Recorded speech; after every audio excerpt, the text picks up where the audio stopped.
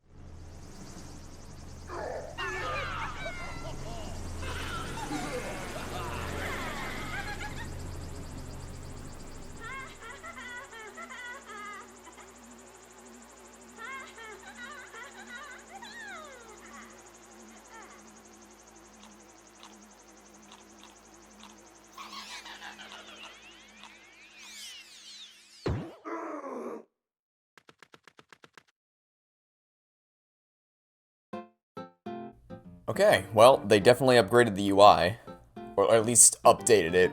I don't know if I call it an upgrade. It's basically, at first glance, it seems like it's just it's the same UI except that the buttons are all shaded red instead of being shaded blue, which I guess makes sense since they want to retheme it, restyle it to match the theme of the Switch. So get that. Yeah, all this is still the same. I think the controllers. I should probably find out what the controls are, so I know. No, I don't know. Sorry, I need to. The controls are down here. Okay. Dash, jump. Okay, so Y and B. I'll be using Y and B. I could use X and A, but I'm sticking to Y and B as a control scheme. Okay, so Y to dash and B to jump. Good to know. Because that's the thing. I'm used to playing the New Super Mario Bros. Games with a Wiimote. So it's the D-pad to move, and then the Y. Sorry, I just hit the Y button. The 1 button to, get back here with that Waddle Wing suit, or not. Okay, well, that's gonna make getting the first star coin a lot harder. Unless there's one right here, which there is. Okay, good. Never mind. We can still get the first star coin very easily. It's right here, just gotta float into it, unless I miss like that. Shake. Okay, so I can still shake to glide. Or like so. Yeah, so I'm not too worried about controlling this. Also, I think I just passed the second star coin. No, I didn't, but I did just run. Oh, wait, yes, I did, I think. I think it's right. Is it in a pipe? Yeah, it's in this pipe. Okay, so let's head down into this pipe to get it.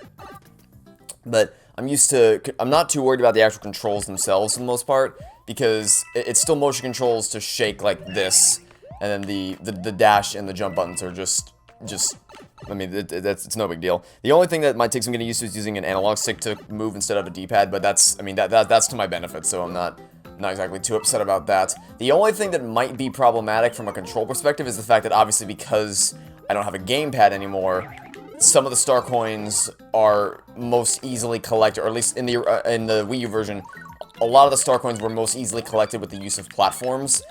Now, it's entirely possible to collect all of them without platforms, so I'm not too worried about it, because I'm sure we'll be able to figure out ways to get them without using the platforms. But I can also press the R button to go up. That's interesting. I guess that's people who don't want to use motion controls. So I'm not, like, I know we'll be able to figure it out, or it'll just be tougher to get the star coins than it would be if I did not have, than it would be if I did have the platforms, because obviously the platforms make everything significantly easier. Yeah, the plan, like I said, is to go to try to get through the first 2 worlds. That should take, on a perfect run, it'll probably take around an hour and a half, but factoring in deaths, I'd say it'll probably average around 2 hours, which is typically what I like to stream for, on the weekends anyway. Although, I will say, if you missed the October update on Thursday, I announced that I'm going to be doing more streams. I'm going to stream more often, because I've really been enjoying streaming these past few weeks, so I'll stream. The plan is to stream, every day except Sunday. Sunday is going to be my day off from streaming. And then Saturdays, I'm still going to do full game playthroughs like this. But during the week, I'm probably just going to, because, you know, it'll probably be a thing like where after I finish all my work for the day, I will just kick back, relax, and also I don't want to waddle into this level. Kick back, relax, and I'm just going to play some Halo multiplayer, so it'll be exciting to stream more often. Hoping to, you know, stream some more and grow a little bit on Twitch. Yeah, but so this level, I believe, has a secret exit. It's been 3 years, yeah, I hesitated because I wasn't sure. It sounded like too long, but yeah, it's been 3 years since I made my 100% walkthrough for this game. So, and it's been 6 years since I made my original walkthrough, because I did, the reason why we're playing this now instead of, because this game was one which this is the 3rd game I ever made a walkthrough for, back in 2014. Problem is that the walkthrough I made was actually very, very terrible. It wasn't informative at all. It was also horribly edited, like there were just long periods where I would either be dying over and over again with no editing, or it would just be a black screen. Like, it was probably the worst video series on my channel ever. But, yeah, so wasn't really proud of it, so I decided to delete those videos and remake the walkthrough. But, so, I'm streaming through all the games I made walkthroughs for when I was, like, early on in my days of making YouTube videos. But, so, if I were going strictly in order of, like, how it's currently listed on my channel, I wouldn't have streamed this game until probably either late this year. No, it definitely would have been next year.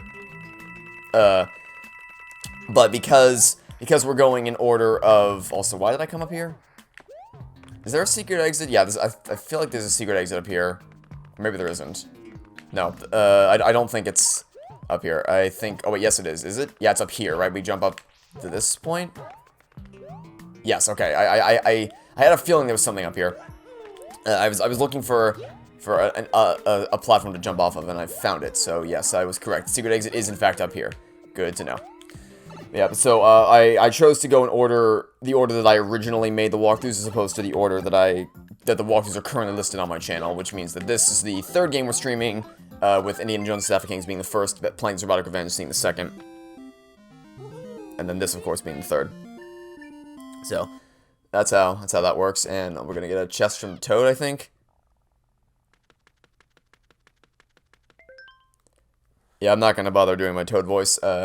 I do my Toad voice in the walkthroughs and all that, because, you know, it's just for the sake of the video. But for the streams, it's just, I mean, the streams have always just been me kicking back, relaxing, and playing some games. Very, very, very chill. You know, very laid back, so I'm not gonna, especially since I have to record, later today, I'm gonna save my voice, so I'm not gonna strain my throat out over voices.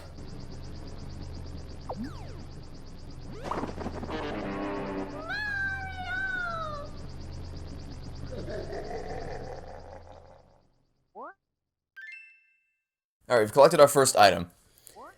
And that's one thing that I'm kind of undecided as to whether I like it more or less than how it was implemented in New Super Mario Bros. Wii. Because in New Super Mario Bros. Wii, the items stacked, so, like, you could have an infinite amount of, well, not infinite amount, but I think you could have a maximum of, like, 99 items. Now, obviously, to get to that point, sorry, 99 items per thing, so you'd have 99 fire flowers, 99 ice flowers, etc., etc.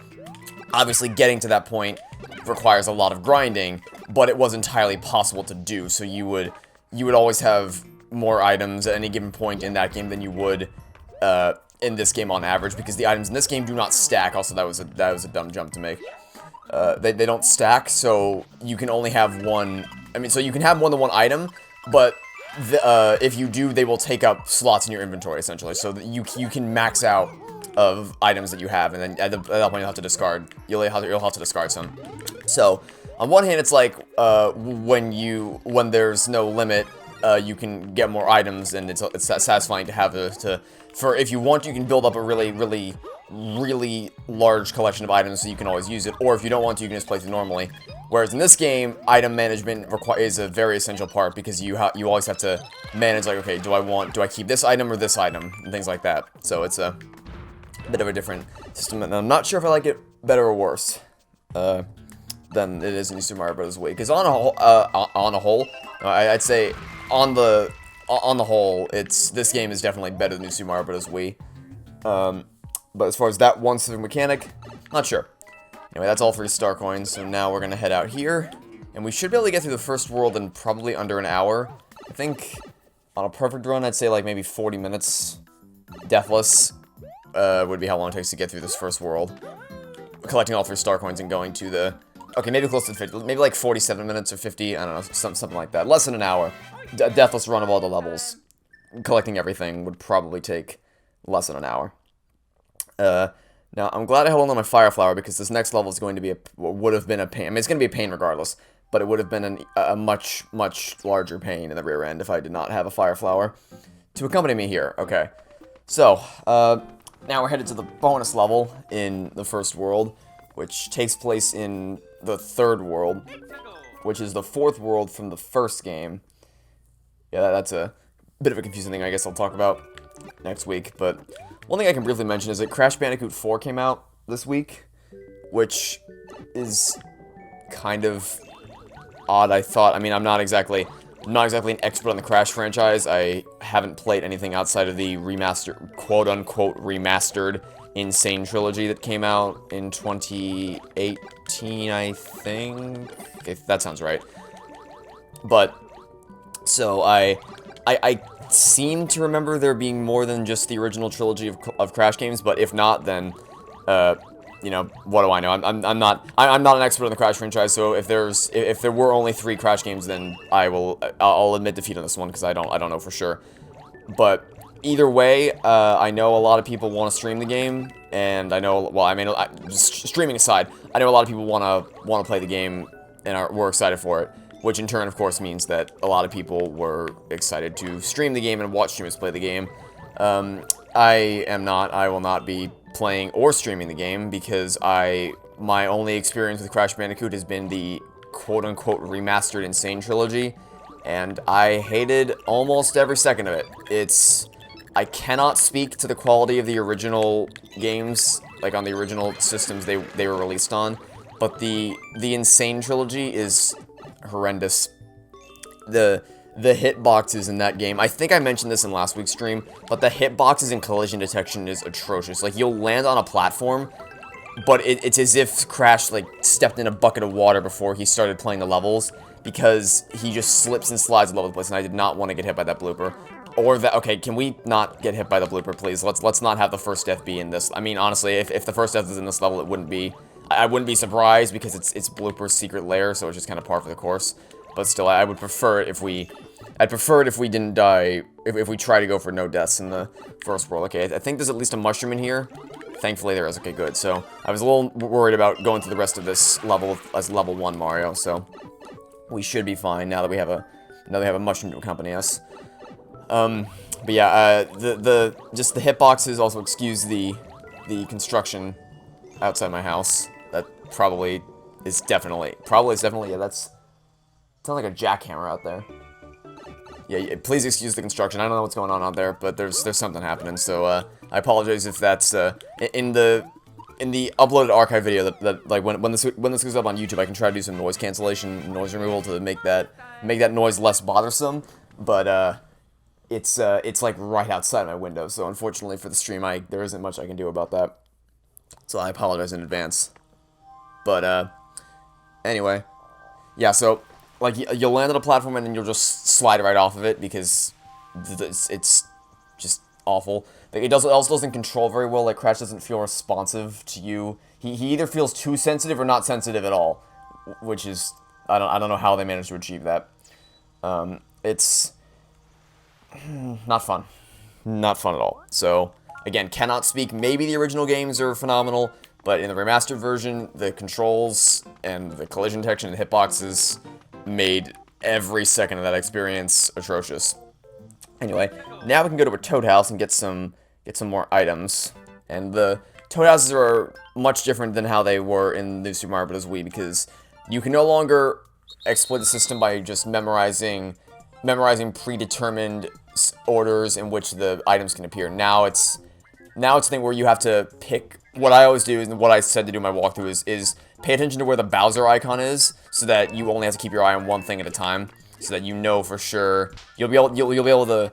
It's easier to track one floating block than two floating blocks, so you know. Okay, so just don't pick that one. The other two are fine. And then we got an invincibility star and a mushroom out of that.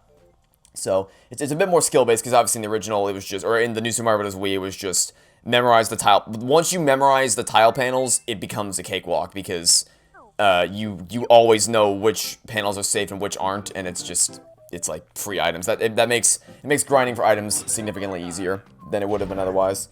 But in this game, that is not the case. I think they acknowledged that it was very easily manipulatable. Manipulatable? Is that a word? I don't know. It was very, very easy to exploit, I should say. Which is probably why they changed it for this game. Also, first star coin's right here, so we're gonna chill here for a second until this block is a way to grab it. Thank you very much. Yeah, I will not be streaming Crash 4. I also, I mean, even just as a, like, if I were a fan of Crash, like, I saw because visually, obviously, Crash Bandicoot Trilogy is stunning. But, and the remastered models of all the characters and the environments, they definitely look pretty, but they don't, the game doesn't control well at all, so. But looking at like, small gameplay clips and artwork of Crash 4, it's just like, I don't know, I'm not a fan of the art style, which, again, I've always said art styles and graphics are insignificant compared to the actual gameplay. Like, yes, Cuphead is a phenomenal game. It was the game of the year 2017, even up against Super Mario Odyssey, and it's one of the best games I've ever played.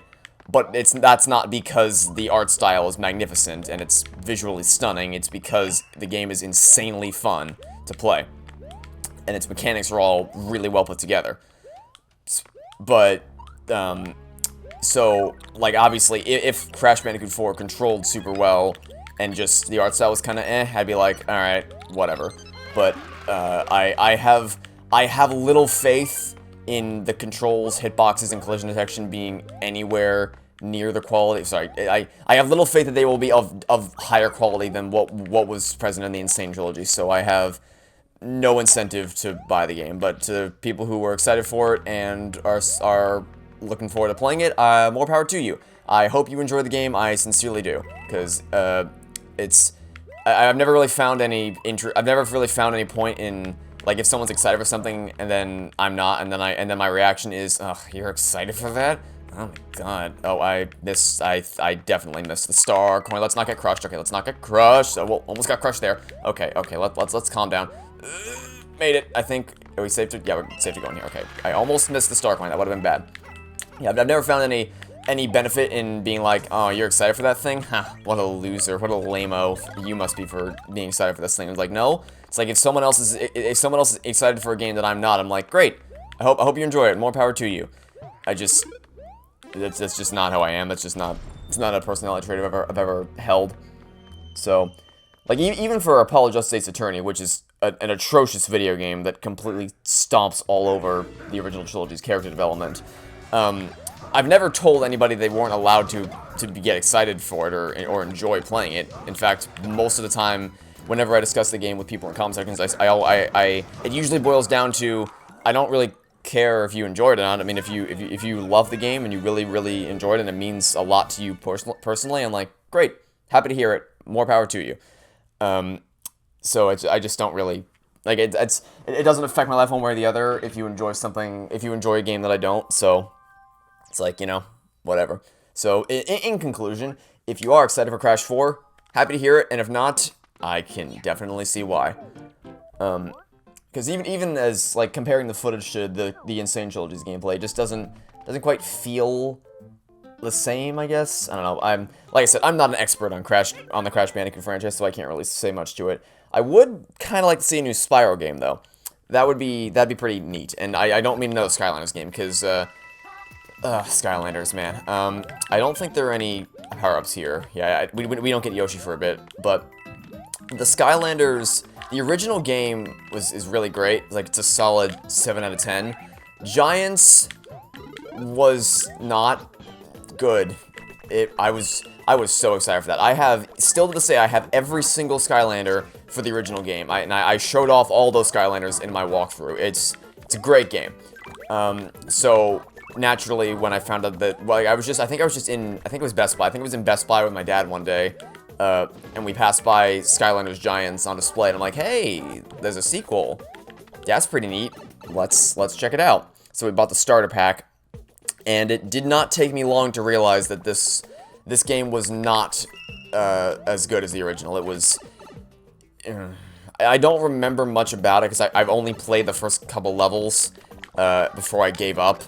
But I remember it being very slow and cumbersome and nowhere near as exciting and engaging as the puzzle solving and exploration from the original game. So I have every single collectible. I have every single Skylander from the original game, and I think I have all the Giants from Skylanders Giants, but I don't have anything beyond that. So also I didn't really want to give up my Fire Flower, but I think we'll be fine. I'm not too concerned about whether we have an Ice Flower or a Fire Flower. I think we'll be fine either way. But, oh no, that was close. Almost just got ran over by the Monty Mole. That was almost really bad.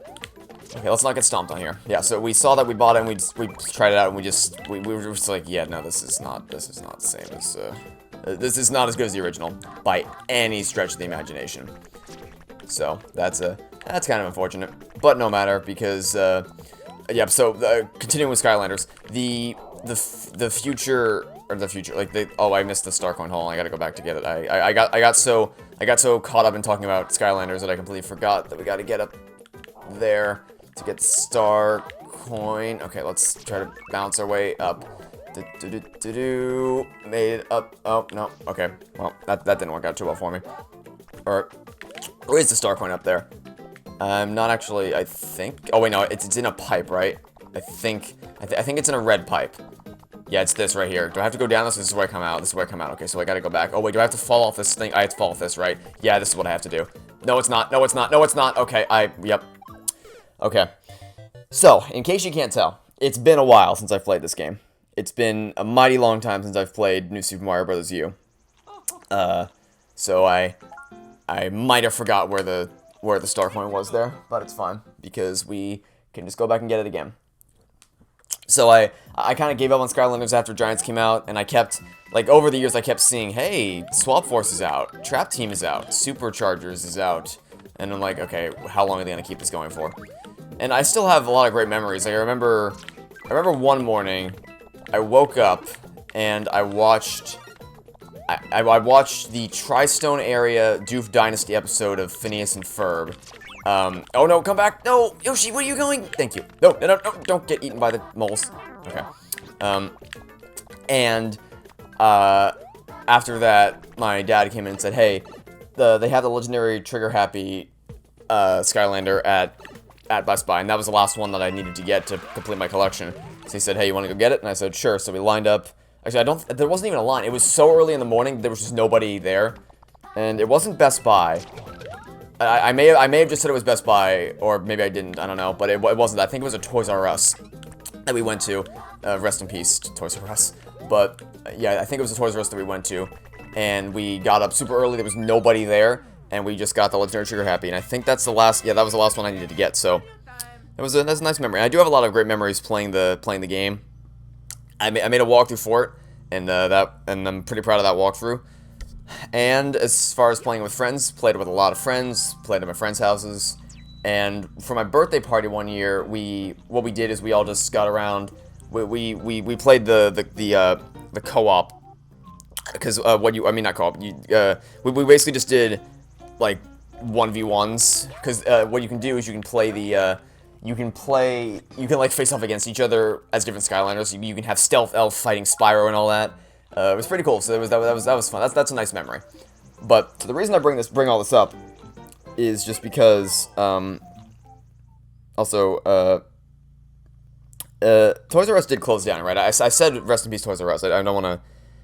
I know Toys R Us did close down, but I don't know if they. I don't know if they still have any stores around. I think. Oh, there's only 10 in 2020, or maybe there is a new store. I know they shut down. I'm just trying to check to see. Okay, so Back from the Dead, it's new stores, unrecognizable. Okay, so they are still around. I know they closed down a couple years ago. That's why I said rip Toys R Us, but I guess they do still have a couple stores around the country. So in case anyone thought it was gone forever. Anyway, no, Yoshi, don't go off the edge. Where you going? Thank you. Okay. So yeah, that was fun, kind of having 1v1 sessions with playing Skylanders Spyro's Adventure. But I brought this up because that's kind of where the focus with Spyro has been recently. I mean, obviously they made the Reignited trilogy, which is how I discovered the original Spyro games. I mean, no, I knew about the original Spyro games, but I never played them, just because I never had an original PlayStation, so I couldn't really play them. But I did replay through them, not replay, I did play through them for the first time ever this year, and they were really good. They were really good games. Not the third game. The third game was kind of a train wreck. But well, I mean, so the Spyro sections were good, but everything else, all the other characters, they should never have been added into the game, and I don't know why they were. They were not. Adding those games in was not a good choice, even a little bit.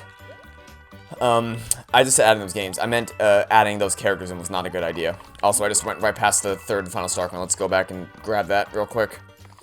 But yeah, so I'd love to see a new Spyro game. That'd be pretty neat, because I've heard that the games after Year of the Dragon were less than stellar. So I'd be interested to see a new Spyro game. That'd be pretty neat. But yeah, I distinctly remember. I do actually, yeah, distinctly remember the episode of Phineas and Ferb I was watching the morning that my dad said, "Hey, let's go to Toys R Us to get that Skylander." I mean, oh man, Phineas and Ferb is such a great show. So many great memories. Don't worry, I'm not going to spend another hour talking about Phineas and Ferb like I did last week, because Phineas and Ferb took up a bulk of the conversation for last week's stream. But I just wanted to mention it briefly that, yeah, it's such a great show. I have so many phenomenal memories from that.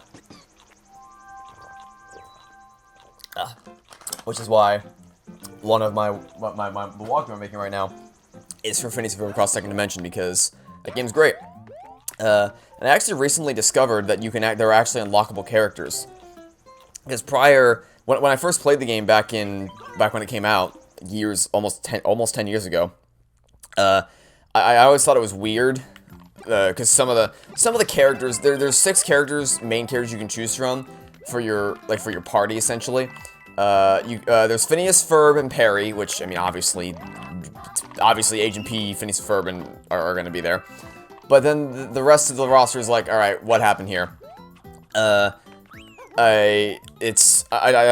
don't really want to spoil it, because in case anybody here is watching my walkthrough of the game, I don't want to give away who the remaining party members are. I guess I can mention one, Terry the Turtle. I hate Terry the Turtle so much. I'm not gonna rant about him, because I already ranted about him enough in the videos, but he's such a terrible character. He's like, he doesn't show up in the show. I think he shows up in one scene in the movie, just as one of the animal agents that Perry is leading. And that's his role in the movie, is to be one of the animal agents. But in the game, he's like a main character, and it's like, why? He's one of the 6 people you can play as in your party, and that'd be one thing if it was like, all right, so we filled up our slots with Phineas, Ferb, Buford, Baljeet, Isabella.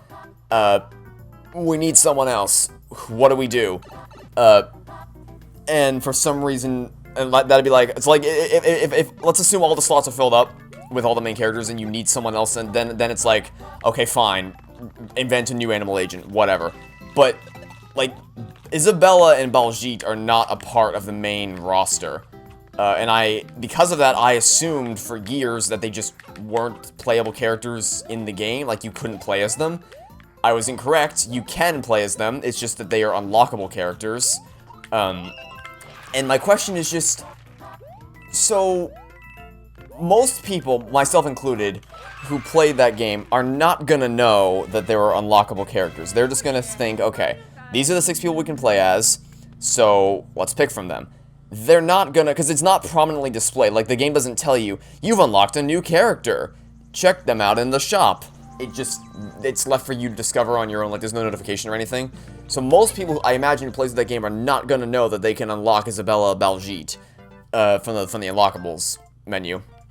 So most people are probably only gonna play as characters from the main 6. So my question is, the people who are working on this game, did you really think that people would rather play as, like, there would be a higher demand to play as Terry the Turtle than Isabella Garcia Shapiro and Baljeet? Really? You thought there was a higher demand for the turtle than for the two of the main characters in the show? Really? Like, I don't know.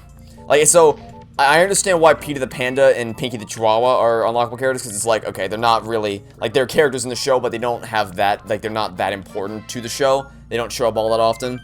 So it makes sense for them to be unlockable characters, but Isabella and Baljeet are main characters in the show. It's like, why are they unlockables and Terry the Turtle Terry the Turtle gets a spot on the poster and cover art of this game. It's just, I don't know why. He should not be on the cover he shouldn't be on the cover art or the poster of this game at all. I don't know why he is, but that's enough ranting about Terry the Turtle for the day. But yeah, so I have a lot of great memories with Phineas and Ferb, and actually one thing that I really loved was the best live tour ever, because I know that gets memed a lot because it is kind of creepy to see all the characters in their 3D costumes.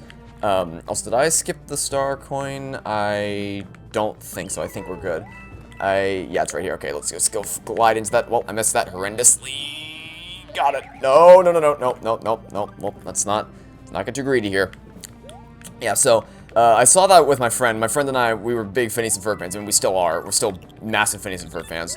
And so we were at a theater, like a theater for stage shows, and we were seeing something, and on our way out, I saw on the wall an advertisement for the Phineas and Ferb best live show ever, and I'm like, wait a minute, this is a thing? I've never heard about this. We need to go see this. So we booked tickets, and then I asked my friend, hey, you want to come with us? And she said, obviously she said yes, because it's a Phineas and Ferb live show. And we saw it, and, I mean, we loved every minute of it, really. It was seeing the Phineas and Ferb characters live on stage, and seeing them perform musical numbers from the show live on stage. So, I mean, what was there to not love about it? If you were even a remote fan of Phineas and Ferb, it was awesome. I mean, obviously, in retrospect, you look at the costumes, and it's like, ooh, this is a little creepy. Especially, I mean, from a distance, it's not that bad, but when you get up close and personal, and you actually look at, like, the googly eyes on the costumes, it's a little freaky, no lies told. It's a little disturbing. But to be there in the audience, especially to see, like, Agent P parry backflipping through the audience, that was so cool, man. I mean, I really enjoyed that experience. Phineas and Ferb I still stand by saying that it is the best TV show, or one of, if not the best TV shows ever made. And, like, it's phenomenal. It is outstanding, and I'll keep rewatching it to the ends of the earth. It's seriously so good. I'm not gonna go on about it again forever, because like I said, I talked a lot about Phineas and Ferb last week, but basically it's also, we just cleared through World 1 in under 40 minutes. Nice. It's funny when it needs to be, and it's serious when it needs to be. If it's gonna tell a lot of jokes and tell a funny storyline, it can do that excellently. And if it's going for a really serious storyline with really emotional character moments, it rocks those. And then obviously it excels in music. It's just overall phenomenal show. Whew. And that is World 1 cleared out.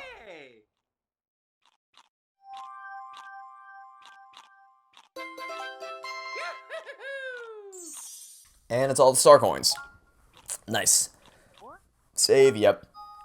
Alright, so this might be a shorter stream than I intended.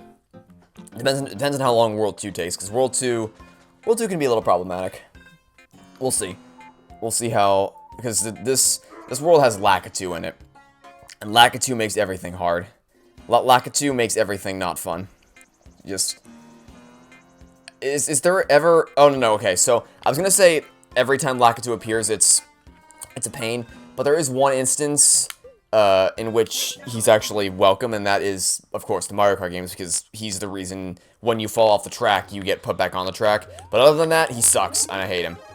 We don't have to deal with him yet, because, you know, he's not in this level, but he does show up at some point in World 2, so, it's gonna be a pain when that eventually happens, but for now, we're just gonna enjoy the ride.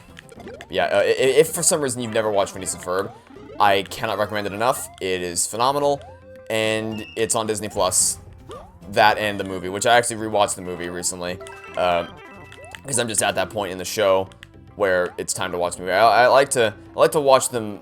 I mean, obviously, I like to watch the episodes in chronological order, but I like to watch the movie in tune with that as well. So, like, chronologically, I watch it immediately after episode 9 of season 3, which is Mommy, Can You Hear Me? / also, I think we're gonna have to do this level twice, because I kind of missed.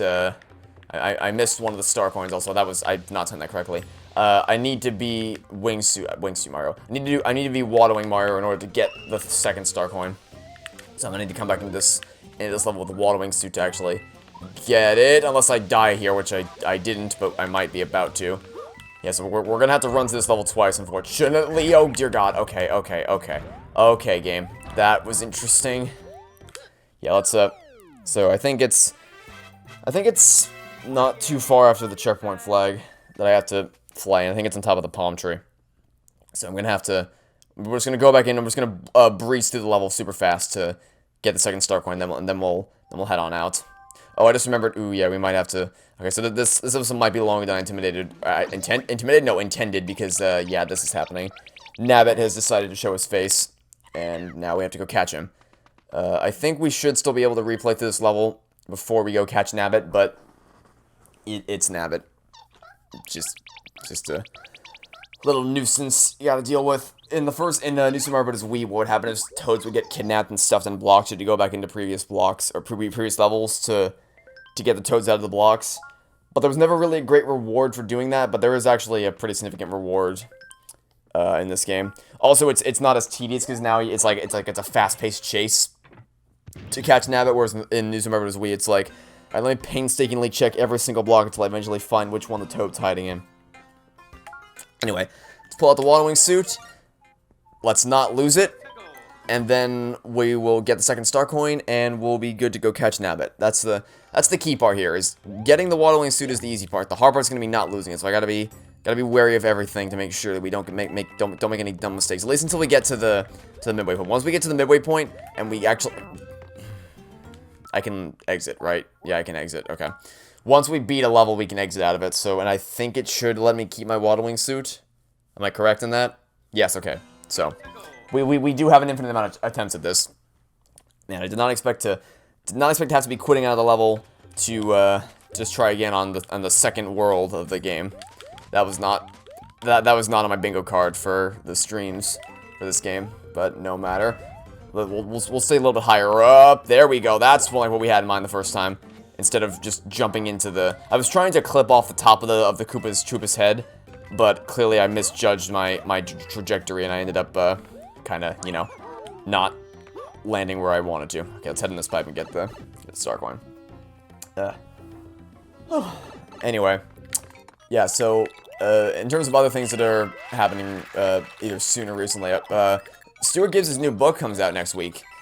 That snuck up on me. I saw him tweet, like, hey, it comes out next week, and I knew it. I knew that it came out October 6th, but, like, it just completely snuck up on me. It's like, wait, that's happening next week? That doesn't seem right. I feel like I guess it's just, like, because there's been so much going on recently that it's completely slipped my mind. So, I'm excited to read that. Also, the new Halo book's coming out, Halo Shadows of Reach. That's October 20th, I believe. Which I know I talked about last week, how I basically predicted that plot of that book 1 for 1 a long time ago.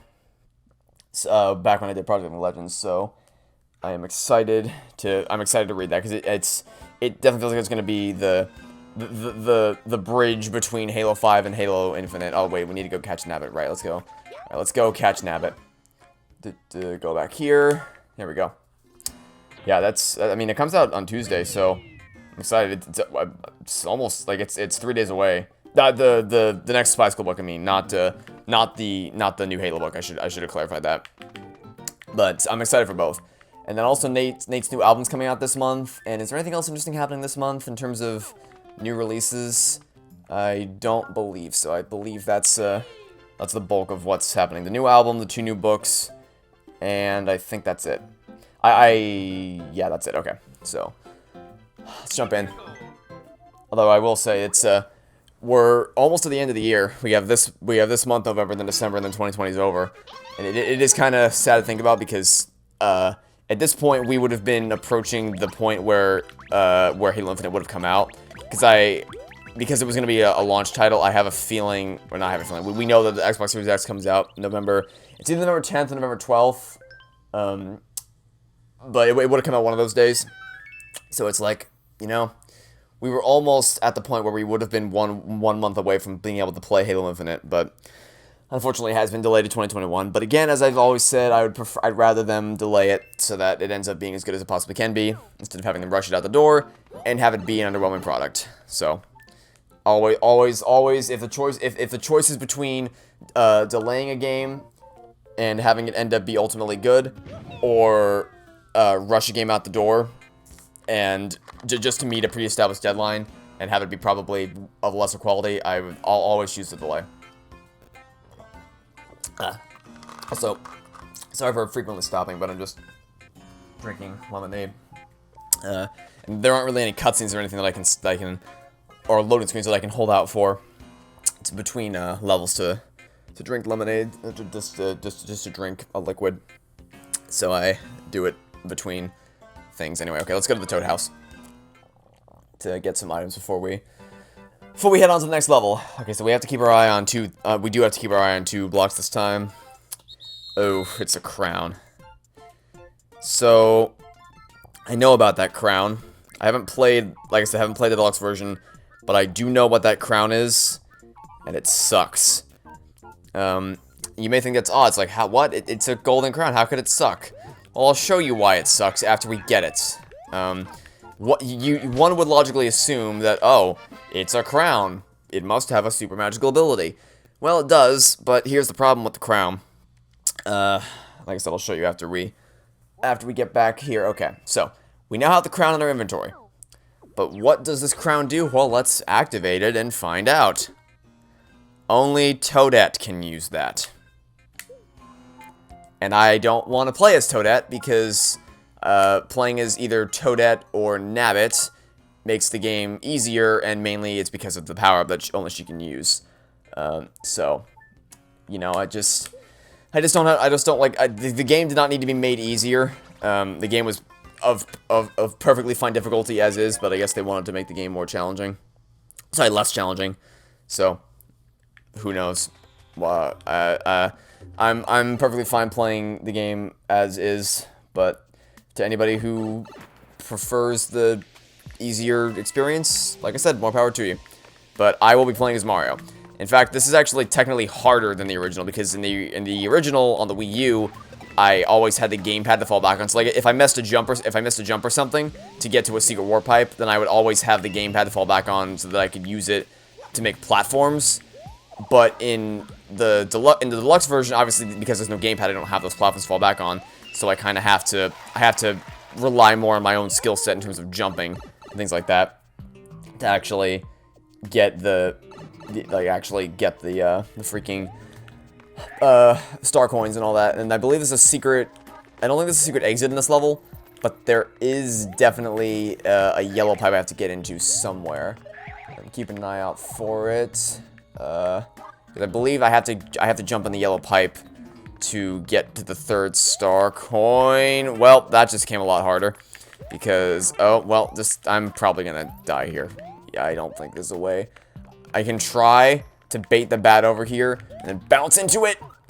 Yeah, that didn't work. Okay. Well, bat, take me. Yeah. I could have done that, but I didn't. So, that sucks. Alright, well, this time let's actually try... Let's actually go in and not lose our hit point this time. So we'll use one of our mushrooms now. And we'll go get that star coin. I thought I had enough to bounce up into the pipe, but clearly I did not. Or maybe, you know what, maybe I did. Maybe, oh, so is there Yoshi here? No, I thought that might have been Yoshi. Oh, wait, yes, there is, okay. Maybe I did have enough to bounce into the pipe, I just jumped in the wrong pipe. That might have been, maybe the yellow pipe's, that might have been the exit pipe. I'm not actually sure, so we'll check again to see if I went down the wrong... No, Yoshi, do not go over the edge. Yoshi, no. Yoshi, no. Yoshi, no. Yoshi, no. Yoshi, I need you alive, Yoshi. You need to not run off the edge. That needs to not happen. Ever.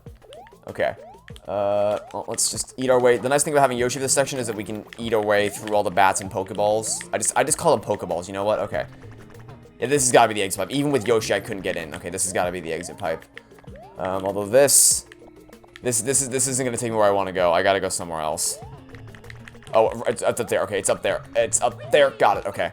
I probably could have made that with Yoshi. I probably didn't need to get rid of Yoshi. In fact, I think I can't get this without Yoshi. So, Pokeballs? I call them Okay, I call them Pokeballs again. Yeah. I made another mistake. Like I said, it's been quite a long time since I've played in Super Mario Bros. U, so... Locations of all the star coins. How to get them are lost on me. So I guess I should make it clear. If you want a full 100% guide, like, for getting all the star coins, and that's why you're watching the stream, you have come to the wrong place.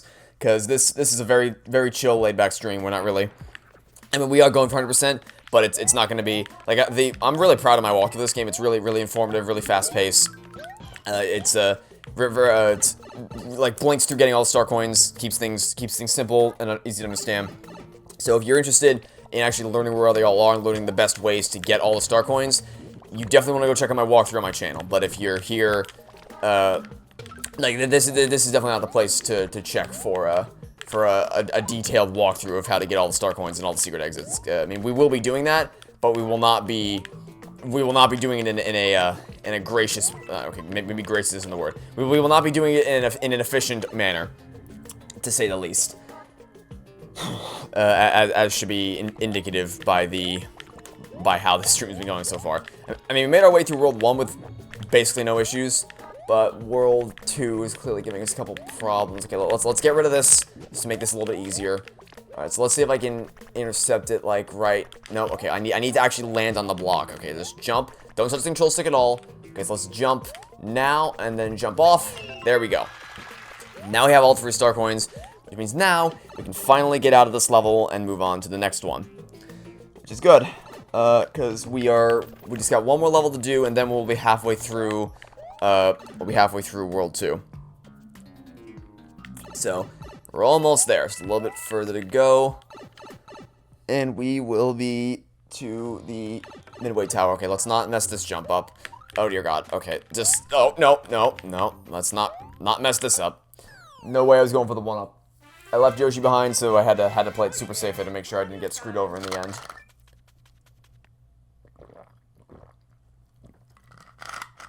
Alright. So... I think there's 3 levels after the tower. Let me check.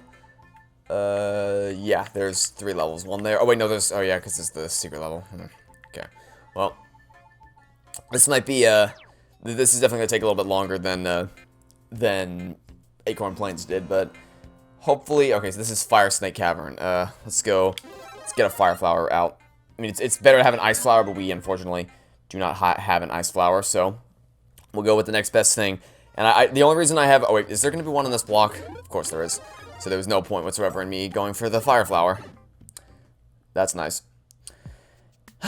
Anyway, yeah, so the reason I wanted a fire flower or an ice flower was just to have something to light the way.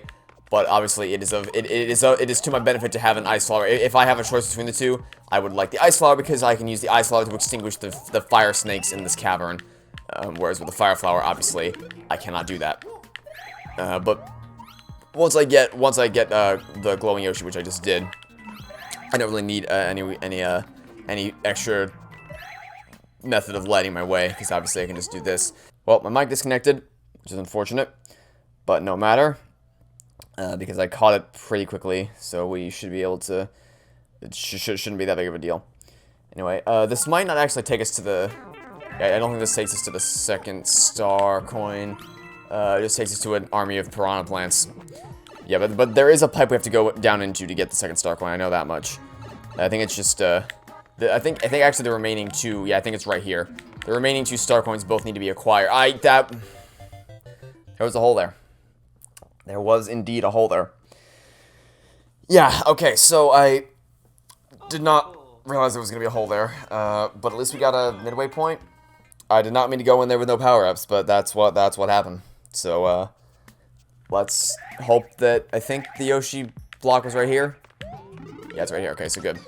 So let's not land, okay, it ate the thing, great. Is there any kind of power up here? Yes, there is, great. Because now, I don't think I could actually do this if I didn't have a, power-up of some sort, because I need some way to break through these blocks so that I can get Baby Yoshi down here. Because, I was trying to jump down to this platform, but apparently there was a hole there and not solid ground, so, yeah, that kind of messed with my plans a little bit. So, first things first, let's eat the 2 fire snakes. Shake to make light, hit the P switch, grab you on the way up, grab the star coin, and then get out of here. Easy peasy. Now there's only one more star coin to get, and I believe, like I said, the last one is also in a pipe. This one goes up. But first things first, I want the red ring riches, if I can speak, which apparently I can't. So, because I definitely want to power up. This should get me up to an ice flower. Yes, thank you very much. Please and thank you. Okay, so now there's pretty much nothing that can stop us, because I have Yoshi to light the way and I have an ice flower to do the same, while also extinguishing the flames. So, we should be good, and I think the pipe's up there. So let's wait for this to align, hop up here, eat the fireball, okay, fine, I didn't want Yoshi anyway. I mean, I did, but we don't necessarily need him to get through here. Because the star coin's here, all 3 star coins at the level, so now we can hurry on out of here, and now we can head to the tower, which is going to involve a lot of moving pieces, so hopefully we don't get stuck there too long. That's the other thing with my original walkthroughs, that I did all the worlds. Each world got its own video, so it was 9 episodes long. No, sorry, 8 episodes long, because I never did this. I never did Superstar Road in my original walkthrough. Obviously, that took a while, because I was not very good at this game. I knew where all the star coins were, I just couldn't actually get them. Whereas now my issue isn't that I don't know how to get them, it's that I don't know where they are. I mean, I know roughly where most of them are, it's just that, as you saw, some of the specifics have been lost on me, so. But because of that, each video was super, super long. Like, I think the longest is an hour and a half. And it's one thing when you do it for, like, a story-driven game, because, like, for instance, my Ace Attorney videos, a lot of them are over an hour long. I think the third episode of my Spirit of Justice Let's Play is, like, over 2 hours long. So, yeah, that's definitely... And again, I apologize for all the noise outside my window, but there isn't much I can do about that at the moment. But yeah, so... For a story-driven game, it's one thing that, like, I like longer episodes because it's easier. It helps you get immersed in the game more because you get to settle in and experience the story alongside the characters. But for a game like this, okay, thankfully we did not get a crown this time. For a game like this, it's I would much prefer the episodes to be kind of short, or at least shorter. So I restricted the videos to half an hour in length when I remade the walkthrough, and I did okay, my eyes followed incorrectly, but we did get an invincibility star, which is better than nothing, I guess. But so, yeah, it's, I restricted the videos to be about a half hour each, and I just split the worlds in 2, so I would do the first part where we get to the first tower, second part we get to the castle, and then that was the world done. The only world where that couldn't apply was World 6, because World 6 is a nightmare, and there's a lot of, there's 2 towers, so that's nice. I mean, it made making the walkthrough a little bit of a pain, because also the first star coin's right up there, because I couldn't easily split the world. I couldn't split the world in 2 anymore because there was 2 towers, so the episodes were a little bit longer, and it was a little, I mean, World 6 in general is just a pain. So when we eventually get there, I'll show you what I mean, but we have a bit of a ways to go before that point. Okay, up here we go. The second star coin, I believe, is hidden up above to the left-hand side. I guess in terms of other new things that are happening, I've been playing Among Us recently. I mean, okay, I haven't been actively playing it recently, but I played it recently, as in, like, it was, so my logic, I really, really try to stay away from trends. Like, I actively, I make a concerted effort to not follow the trends, and Fall Guys and Among Us, which, by the way, you notice no one's talking about Fall Guys anymore, and you want to know why? Because it's just another one of the trendy games that people started playing because, oh, look, all the popular people are playing it, and then 2 weeks later it was dead, because that's just how it works. Is a game gets popular for no reason, people play it for a week, if at best, and then the next thing you know, no one remembers it ever existed. That's the trend when it comes to popular games, and it's really annoying. But aside from that, so there and I think the same thing's gonna be happening with Phasmophobia again. But my logic was, well, you know what? Among Us is $5, and my friends play it basically every night, so I may as well like, it's only $5. I may as well give it a shot, since it's so cheap, and they play it every night, so I'll give it a shot. Tried it, hate it. It's awful. It's atrocious, actually.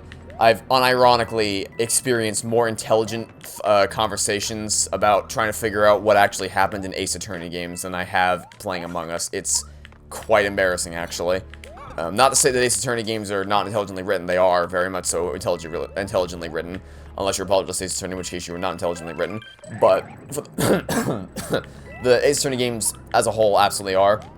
So it's not so much to insult Ace Attorney, it's more to insult Among Us, because Among Us, basically, here's how you win Among Us. Or sorry, basically if you're an imposter in Among Us, what you do is you sit back and you let all the imposters do the work. Sorry, you let the other crewmates do the work for you, because what will happen is the crewmates will just shout a random name. Like when a body is discovered, the crewmates will shout a random name, or like it was green or it was blue, and then no one will think about it. They'll just automatically assume it is the truth, because that's just how people are in that game. No one thinks about anything. They just automatically assume that they must be correct. And it's not, the thing is, like, it's not even a matter of, oh, the imposter told a lie and they got away with it. Because then it'd be like, all right, cool, you shouted a name, people believed you, more power to you. It's that crewmates are doing it. Like, crewmates are shouting random names out, and people are just believing it because nobody takes a second to think about anything. Just that you just shout a name, everyone votes for them, and then you rinse and repeat the process till the end of the game. It is absolutely idiotic. It's atrocious gameplay. So yeah, I tried it, and it's completely awful. There's a reason I stay away from these trendy games, because they're here one week and they're gone the next. So it's just, there's very rarely any quality involved with this kind of stuff. But anyway, that's my little rant over for the day. Now let's focus on just getting up to the top. And I think there's a fire flower here. Yes. So let's wait for the dry bones to get over here so I can freeze you. And then jump on top like... Oh wait, that's not going to work. Because you don't stay still for very long. Okay. It's fine. Excuse me, we're going to have to bounce like this then. Got it. And to be clear, the fire flower isn't essential. It's just, you know... it's here, I may as well grab it, because the fire flower can actually damage the boss, whereas the ice flower can't, so I may as well give it a shot. Or I may as well take it since it's here, and I can choose between the two. So, that was my reasoning as to why I chose the fire flower here, because as you may have noticed, I can actually do damage to the boss with the fire flower. Now, there's little point in doing that, but I can so easily jump on top of him like this. But it is a thing that you can do if you so choose to. Like, I mean, let's be clear, the tower boss battles have never been the hardest parts of this game. It's very easy. You stomp on him once, and then you do it again and again, like, within seconds of each other, and he's dead. So, very easy. The main bosses, like the castle bosses, are actually pretty challenging some of the time. And they're definitely more interestingly designed, but not for this time. I guess, if we're gonna go for random thoughts, you know what I randomly thought of the other day? Oh wait, cutscene.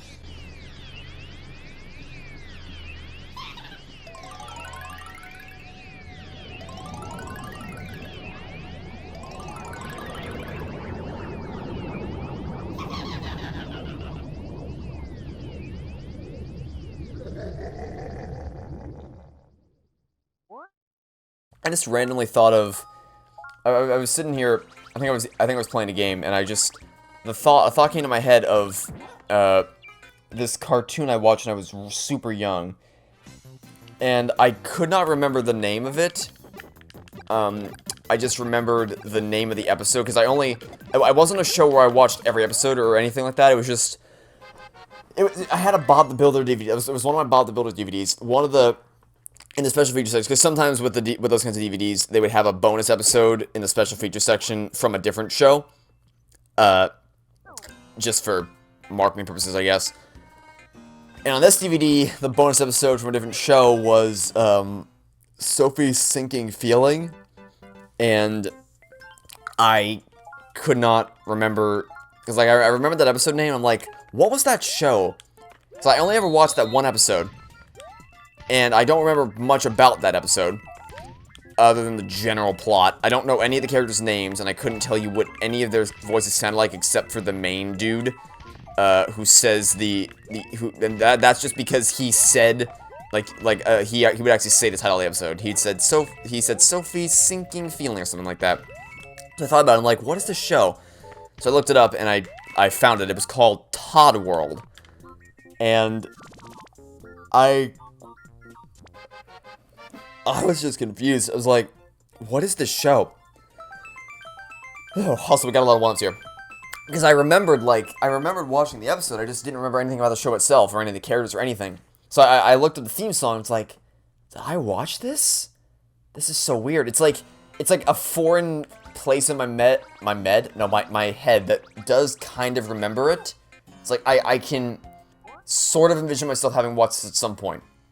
But at the same time, it's like, it wasn't a thing where, like, for instance, you watch if I were to look up the theme song for Peep in the Big Wide World, I'd be like, hit with a wave of nostalgia, like, oh yeah, I remember those days. Even though I couldn't tell you the intricate plot of many of the episodes, I would still, like, I have memories of watching that show.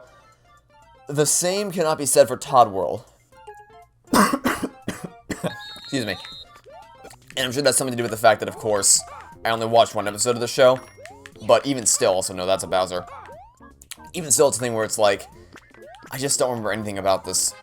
I have no...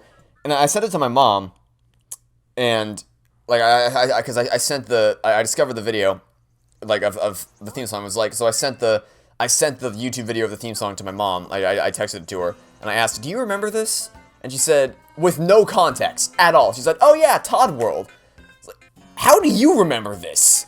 I only ever watched one episode of this show in my entire life, one episode, and, like, because it wasn't a thing, because obviously, when I was super young, and I watched, like, Blue's Clues and things like that, my parents would most of the time be either in the room or in an adjacent room where they could hear me watching the TV, so they, like, obviously, they would remember Blue's Clues and things like that, but Todd World was never a show that I would have had on in the living room, while they were nearby. It would have been a thing because I would have had the Bob the Builder DVD on in my room, and I would have discovered it one day, like, huh, this is a weird show.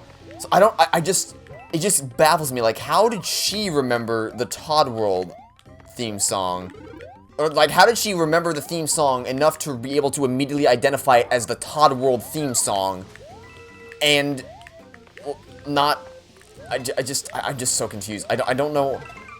I don't know. It's a completely random thought with no relevance to really anything that we were talking about earlier. It just baffles me so much. It's like, Todd World? What is Todd World? Also, I definitely missed a star coin at some point. Let's fall back a little bit and see if we can figure out where I missed it. Okay, that was not part of the plan. Maybe I have to get up here. Well, we're probably gonna die doing this. Yeah, that's what I thought. I had a feeling that was gonna happen. Oh, well. Oh, wait. Actually, maybe. I think I might have just remembered. I think I might have to jump up on one of the sand spouts to get it. I think that's what it is. Okay. So, in that case, I don't really want to use up my mushroom, but we're going to do it anyway. Because why not? I mean, we're going to be getting more of these soon anyway. But yeah, in summary, I just randomly thought about Todd World. Well, I randomly thought about an episode of Todd World a couple days ago. And I was trying to remember what it was, and I discovered it as Todd World, and apparently it was significant enough for my mom to be able to remember what the show was, but it did not take up any rent in my head, apparently. So, I don't know, just a completely random thought that popped in my head. But, yeah, that's my my thoughts on Todd World. Actually, let me know if anyone in the chat remembers Todd World. Probably should ask that. Does anybody remember Todd World? Because I definitely did not. I did not remember the show ever existing, even a little bit. But apparently it was a thing. So, I don't know, just let me know if anyone remembers, if anyone actually remembers watching Todd World. And I think this is it right here, okay. I was trying to remember where as you can see, definitely a little rusty, with my gameplay, and I don't fully remember where all the star coins are. I have a general sense of where they are, like I said, or at least most of them, but some of the finer details have been lost to me. And I think we're actually coming up soon on the Lakitu level, which, not super excited about that because, you know, it's a Lakitu level. Also, I think this level is a secret exit. So, I'm gonna have to be wary of that, because I think it's actually right here. I think it's right here. Yeah, okay.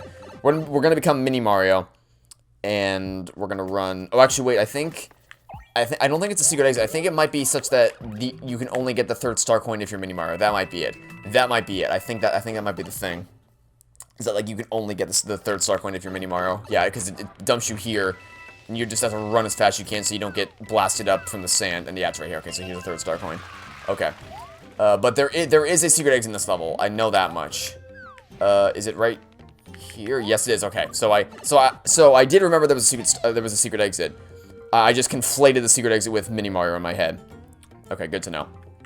Yeah, but it does not seem like you need to be Mini Mario to get the secret exit. You just need to be Mini Mario to get the 3rd star coin. Alright, well that is level complete with the secret exit and all. Okay, so now we're gonna head to the secret level in World 2. And we're about an hour in, and we're about to finish up World... Okay, well, not about to finish it up, but we're nearing the end of World 2. So maybe we'll do World 3. Or at least start it. We might start World 3. Depends on how long these last couple levels take us. You never know. I probably... Because Sparkling Waters takes a while. It's a lengthy world with a lot of different... Mainly because there's a ghost house there, and ghost houses always take up an exorbitant amount of time. But, you know, we might do the first couple levels. We'll see. We'll have to wait and see. It depends really on how long the Lakitu level takes us. The Lakitu level is just a pain. Like I said, there's only one game in which Lakitu isn't a pain, and it's Mario. It's the Mario Kart franchise. Other than that, Lakitu needs to not exist. So we'll see how this all works out for us. Oh, jump! That was close. Yeah, but what? So in summary of all that we've discussed so far, not excited for Crash 4 because the Insane Trilogy was trash. Trash Crash, haha, funny joke. It's a funny pun. Love to see a new Spyro game. I just threw a shell at myself. The Skylanders, I got some great memories playing Skylanders. Got some great memories watching Phineas and Ferb because it's one of the best TV shows ever made. And Todd World is a thing that existed, but if you would ask me on a game show, do you remember, like, so if you, without showing me any footage or playing the theme song, not that I would have recognized the theme song either. I definitely would not have recognized the theme song, actually. If you would just ask me, like, if I'm on a game show, and the question is, did you at any point in your life watch a TV show called Todd World? I would probably look at you as if you were crazy and say, no, of course I didn't do that. And then he would go, but that's where you're wrong, kiddo, because you did watch Todd World. And I'd be like, what? Show me a clip. I don't believe you. Because I wouldn't believe him. I'd be like, there's no way I actually watched this. Apparently I did. Apparently I did in fact watch Todd World, and I just don't remember anything about it other than that episode. And I don't even remember the episode, because I just remember, like, I was gonna say the plot, but that's way too generous. Also, we're not gonna go... This is probably a bad idea, but I'm not gonna go into the level with a power-up. I think we get one pretty soon. But yeah, I remember the name of the episode, and that's it. I don't remember the actual, like, I don't remember... I think I remember what the plot was in terms of, like, I think I remember the concept of the episode. The concept is that one of the characters is feeling down, and they have to do something to try to make her feel less down, like put her in a good mood. I think. It's like, oh, she's having a bad day, let's try to cheer her up. I think that's the plot. And in case you're wondering why I'm spending so much time talking about Todd World, good question. I honestly don't know the answer myself, because, I mean, I think it's just because it was such a random thought I had one day. It's like, why do I remember this? And then the quest to figure out what it actually was, and then which in turn, of course, led me to discover that apparently it's a very significant memory for my mom. I don't know why, but it is. Okay, jump, jump, jump, grab this. Oh, but I'll tell you what else just popped in my head is Pingu. Oh man, Pingu. Pingu was such a good show. Oh man, I have that fishing episode. That's the first Pingu episode I ever watched, and oh man, it was so good. It's so good. Pingu's such a great show. Oh god, I haven't watched an episode of it. You know what? After the stream's over, I'm gonna go watch an episode of Pingu just for nostalgia purposes. Because that was such a fun show. But probably my favorite show from when I was young, like when I was super young, like preschool times, was probably Tiny Planets. Like actually no, I'd say it's hands down Tiny Planets. Also, I just kind of subconsciously jumped up here to get that third star coin. I knew it was up here somewhere. I didn't think I'd be able to actually make the platform jumps required to get it, but sure enough, I did. Neat. Yeah, but Tiny Planets was, oh, that was really, I mean, the narrator was kind of annoying because it's like, I think the show originated in the UK, but then when they brought it to America, they added a narrator to overtly explain everything, because like I guess they thought for the American version they didn't think people would be smart enough to figure out what was happening without someone very passive-aggressively explaining what was happening. Like, oh, when you mix red and yellow, you get orange. Wow. It's like, thanks. I didn't need to... Thanks, Holly. But, I mean, it's either that or Blue's Clues. Because those were... When I was super young, those were just... Oh, man, they were so good. Such smart TV shows. And, I mean, Blue's Clues got a reboot recently. And, I mean... Like, it's hard for me to say... Like, if I was young... Like, if I was the same age today that I was when I watched the original Blue's Clues, I don't know what my reaction would be. Because I'm sure for young kids nowadays, it's, like, the best thing ever. Because I know when I was young, Blue's Clues was the best thing ever. It's one of the best... like preschool, best TV shows aimed at a preschool audience. Were just really cleverly written. But I just, one thing I will say is like the new Blue's Clues theme song. Not a fan of that. I don't think I would have. I don't think I would have liked that if I was young. Cause like the original Blue's Clues theme song was really chipper and happy. But the new one feels a little too overly energetic. I know how strange that sounds, but like. It feels a little too bombastic, I guess, for the target audience they're going for. And I know it sounds like a really weird description, but I just, if you're curious, I would encourage you to just listen to the original Blue's Clues theme song, like the, not the one, I mean, even just the neighborhood one where, like, because there were two distinct theme songs. There was the one for when Steve was hosting it, where it was just a casual zoom into the house, and then there's the one from when Joe was hosting it, where, it's like, it's another Blue's Clues day. And both of those are fine. But the new one, I don't know, something about the new one just rubs me the wrong way. But the show as a whole, I mean, I haven't exactly sat down to watch the new Blue's Clues show, let's make that clear. But I did watch a few clips of the first episode with a friend, because we both grew up watching Blue's Clues. And one thing I will say that kind of annoyed me is the use of Steve and Joe, because they do make cameos in the new show. I'm like, oh, are you just baiting nostalgia? That's kind of rough around the edges. I don't know about that, but I don't know. That's just my thoughts. I mean, I'm sure kids nowadays love the new Blue's Clues, and honestly, it seems to be a lot of the same stories and the same episode plot lines from the original show, and the original show had great plot lines. So I mean, if the original stories with a new coat of paint and a new host, because the new host is pretty good from what I can tell. Like I have no qualms whatsoever with the new host. But so I mean, I imagine kids nowadays love it. So it's like, you know what? I'm glad this was rebooted so that a new generation of kids can experience the show. But that's my thoughts overall on it. Anyway, that's not talking about Blue's Clues. Blooming Lakitus.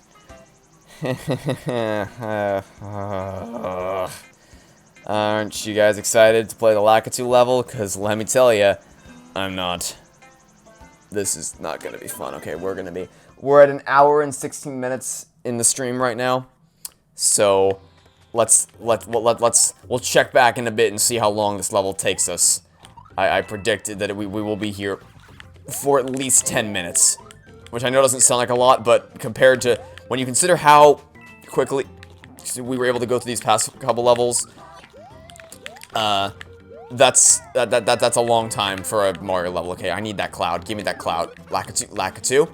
Oh, invincibility star. Wait, no, I want that. Gimme the invincibility star. Thank you. Okay. Hey, Lakitu, you want to come back here? Is this gonna take out your cloud too? I hope not. Gimme. Thanks for the cloud. Okay, great. I wasn't sure if hitting him with the invincibility star would take out both Lakitu and like if it would defeat the cloud in addition to taking out Lakitu, because ordinarily you just knock Lakitu off the cloud. I wasn't sure if that would also, if hitting with the invincibility star would cause him to completely disappear. Because a lot of time what happens with the with invincibility stars is any enemy that previously takes a couple hits to go down, like for instance that big piranha plant right there would have gone down in a single hit with the invincibility star, wherein it would have taken a couple shots from a fire flower to go down. Okay, let's dodge the piranha plants. I think I need your cloud. I'm pretty sure I need your cloud to get the next Actually, wait. I don't think the POW block affects Lakitu's, but I'm gonna try it just in case. It doesn't, okay. But it's fine, because you came right over to me, and then I can just fly up into the... It's not here. It's not here. I don't know where the thing is. Oh, it's up here. Okay, good. I was a little disoriented. I thought it was directly above the POW block, but I was incorrect. But it's fine, because we found the star coin. We found the pipe in the end anyway, so now we can just go ahead and grab... I said grab this star coin. There we go. Nice and easy. Okay. Now, I think the third star coin should be easy. I don't think... Actually, we might do this first try. We might be able to do this first try. Because the last star coin doesn't need Lakitu to get. It's right here. Wow. Are we going to do this first try? Wow. Wow. We did the Lakitu level first try. Oh yeah, Mario time. I'm not going to complain about that. Because the reason why the Lakitu level is so annoying is because you have to get the Lakitu to slow down and actually jump on the clouds so that you can soar into the star coins you need to get. Which obviously is problematic because the Lakitu just doesn't want to stop moving. So it's a little hard to jump on the cloud. But we actually managed to successfully do that first try. Wow, that was... I am not going to complain about that. That was a really good run of that. I mean, it was a bit... It wasn't exactly a lightning fast run. Okay, so that was like 3 minutes, I think. I think we spent 3 minutes total on that level. No complaints there. I might have done that faster than I did on my walkthrough. Because I might have... Because, my walkthrough wasn't deathless, and sometimes I would keep in a death if it was... Well, that was dumb. Sometimes I would keep in a death if it was comical. Then I would just, like, quickly transition to the next... to picking up where I left off. So I might have died more in the walkthrough than I did in this playthrough. Or who knows. But we're not going to go for another... we're not going to use another power-up because there's an ice flower right at the start of the level. No point in... Watch this take forever on the castle, even though we did the Lakitu thing first try. That would be a pain. That would be embarrassing, is if we did the Lakitu level first try, and yet we get stuck on Morton's Compactor Castle all day. That would not be fun. That would not be fun. Okay. So I'm guessing the stream is going to be probably around an hour and a half long, which is probably my shortest stream in a while, but still, okay. I did the same, I'm trying to jump out at the end there. But clearly that's not working. Okay, so this time we're gonna use a Koopa shell to get that. I was pretty sure you could run through that and then jump out at the end, but clearly that's not working. So I guess we're just gonna, this time we're going to use a Koopa shell to get it, so that we don't have to run the risk of doing that again, unless there aren't any Koopa shells nearby, in which case we can't. But there might. Oh dear God. Okay. If there might be a. I mean, they're mostly okay. Never mind. I don't think there's any. Don't think there's any Koopa shells nearby. I think what happened is I thought in my head that there might be, because of course I saw the turtles moving back and forth, and then I realized, wait, they're dry bones. They're not actually freaking. Okay, there we go. This was not exactly what I had in mind, but it worked. I don't think I could replicate what just happened there if I tried, but you know what? It worked. We live to fight another day, and we're not gonna complain about it. Now into the red pipe. Into the... Okay, how about we cool it? Okay. Is this not where we have to go? Maybe it's a little bit further down. I know we have to go in a red pipe to get the next... Or, oh wait, maybe we have to go in a green pipe, and then we come out the red pipe? Maybe? Am I remembering this correctly? I know we have to go up one of these pipes. No? I know we have to go up one of those pipes. I know for sure that we have to go up one of those pipes to get the next star coin. Or maybe we have to go up here. Oh, okay. The pipe was there. That's why. That's why I couldn't do anything, because the pipe, I was looking in the wrong place. I was digging in the wrong hole. Is an Indiana Jones reference. I mean, it's not the exact line, but close enough. Okay. Now then, yeah, so I knew we came back out of that pipe. Well, I figured out pretty quickly that we didn't have to go in the red pipe, but I thought we would at least have to go in the green pipe, but that wasn't the case either, because the pipe was right next to the red pipe, just off screen. Oh god, okay. Okay. That was almost me going into the lava. Fortunately, it wasn't really a threat anymore because we've checkpointed ourselves past the point where we have to get that first star coin again, so I'm not really worried about it. Also, we have 44 lives. Yeah, running out of lives is not really an issue in this game. It used to be. This game used to be really, really hard, so running out of lives was actually a legitimate issue I had to be worried about, but not anymore. Not with how many frequent coins you can get in one-up stations, it's not a threat in the slightest. Oh dear god. Well, that was nice timing. I lose my ice flower right as I pick up another one. Oh dear god, that was extremely fast and also really close. Okay, that was almost really, really bad. I thought for sure I was getting crushed there. I thought for absolutely sure that I was about to get crushed right there. Perfect timing. Okay, so fire flower, thank you very much. Let's get off against the boss battle. Yeah, so we're gonna be this stream's gonna be about an hour and a half long. We'll probably keep it to a short stream this week. You know, just try to keep it, because the thing is, I know that there's gonna be some worlds later in the game that are gonna take up more time, so I wanna keep it to two worlds per video. Also, I know that World 3 can take a little bit of time, so we'll keep it a short stream this week just to kind of ease ourselves into the game. Of course, I mean, I say that as if we're guaranteed to win this boss battle, but, I mean, it is entirely possible that we could be about to get absolutely dunked on by Morton here. I mean, it's not likely, but it is technically a possibility, so I better safe than sorry. Alright, let's jump now. There we go. And now we wait for him to come out of his shell, jump on him immediately, and then we win. Also, I guess I can talk about the port real quick. This is a really good port of New Super Mario Bros. U so far. No complaints. I haven't felt a need to use the platform. Like, oh, I was worried that I might come to a point where I'd be like, oh, I could use platforms for this. But nope, the thought hasn't crossed my mind even a single time. So, this is a really, really, really strong port. Reminder, IGN gave this game a lower score than the original, despite the fact that it is the exact same game, except it has more features. Because IGN is the worst source in the world for video game reviews. That said, it does have a new contender now, because GameSpot gave Battle for Bikini Bottom Rehydrated a 2 out of 10 because the guy who was reviewing it didn't have enough brain cells in his head to figure out, maybe if I just take a couple steps back, I won't keep bowling myself off the platform. Like, you look like an actual moron. You look completely incompetent in that video, where you're just, like, you keep bowling yourself off the platform. It's like, dude, just walk backward, like, 1 inch. What are you doing? But, to be clear, just because that one guy at GameStop is an idiot does not absolve IGN, because IGN is consistently stupid, so IGN's still way worse. But, you know, just mainstream video game reviewers in general are just... Ugh. But, I mean, IGN's a special kind of terrible. They gave Apologist Ace Attorney an 8.4, and they gave the Phoenix Wright Trilogy, like, a 7.3, so... Don't get me started on IGN. They're awful.